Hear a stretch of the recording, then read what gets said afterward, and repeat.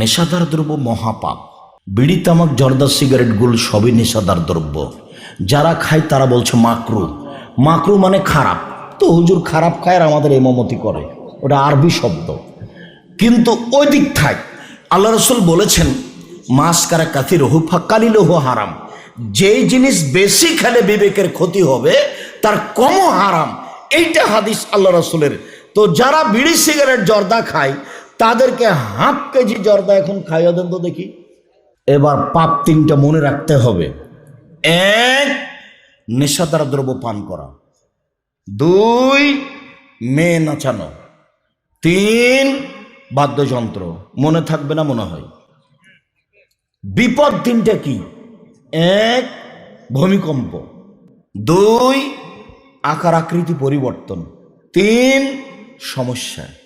মনে থাকবে না? এটা হলো সমস্যা তিনটে। আর পাপ তিনটা কি? এক, নেশাদার দ্রব্য পান করা। দুই, মেয়েরা নাচবে। সব মোবাইলে মেয়ে নাচে, প্রায় সব মোবাইলে যেগুলো আপনার কাছে আছে দেখ, সব দোকানে মেয়ে নাচে। মেয়ে নাচানো ছাড়া তার দোকানই চলে না। আর একটা মানুষ 5 তলা বাড়ি বানিয়েছে, 30টা রুম আছে, তার আপনার 20টা মেয়ে নাচে। আর বিশাল পর্দা করে রেখেছে একবারে টিভির। ঘুম থেকে উঠেছে, বয়স 65, তাহাজ্জুদ পড়বে বলে যে ওযু করার পরে দেখছে একটু কি খবর আছে দেখি তো, খালি চালু করার সাথে সাথে বিশাল আকৃতির ল্যাংটা মেয়ে চলে এসেছে। কিসের তাহাজ্জুদ? ধর্ম মানুষের কাছ থেকে এভাবে বিদায় হচ্ছে।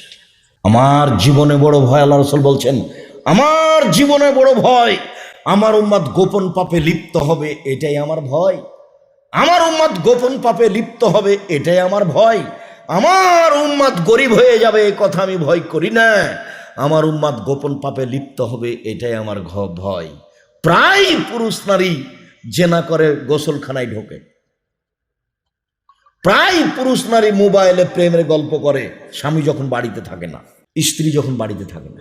প্রায় পুরুষ নারী গল্প করে, স্বামী আছে বাড়িতে, প্রেমের গল্প করছে আর একজনের সাথে, সে আছে লন্ডনে। একবারে গায়ের গাম, জামা কাপড় সব খুলে। এটাই আল্লাহ রাসূল বলছেন আমার জীবনে বড় ভয়, আমার উম্মত গোপন পাপে লিপ্ত হবে, এটাই আমার ভয়। আমার উম্মত গোপন পাপে লিপ্ত হবে, এটাই আমার ভয়।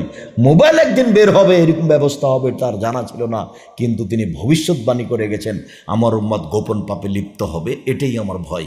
আমার উম্মত গোপন পাপে লিপ্ত হবে, এটাই আমার ভয়।